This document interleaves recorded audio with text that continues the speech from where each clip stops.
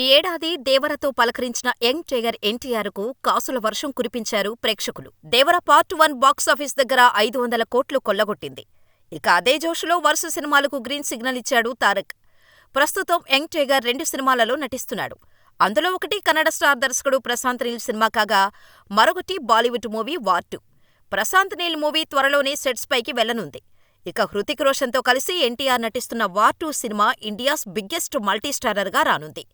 గతేడాదిగా shooting జరుగుతూ వస్తున్న ఈ సినిమా చిత్రీకరణ దాదాపు చివరి దశకు చేరుకుంది. ఇటీవల ఫైనల్ షెడ్యూల్ను అమెరికాలో మొదలుపెట్టి భారీ యాక్షన్ సీక్వెన్స్ను తెరకెక్కించారు. ఈ షెడ్యూల్తో సినిమా షూట్ అయిపోయినట్టేనని సమాచారం. అయితే వార్ 2 ఫస్ట్ లుక్ కోసం ఎన్టీఆర్ ఫ్యాన్స్తో పాటు సినిమా ఆడియన్స్ కూడా చాలా రోజులుగా ఎదురుచూస్తున్నారు. లేటెస్ట్ అప్డేట్ ప్రకారం 2025 న్యూ ఇయర్ కానుకగా ఫస్ట్ లుక్ రిలీజ్ చేసే ఆలోచన చేస్తున్నారట మేకర్స్.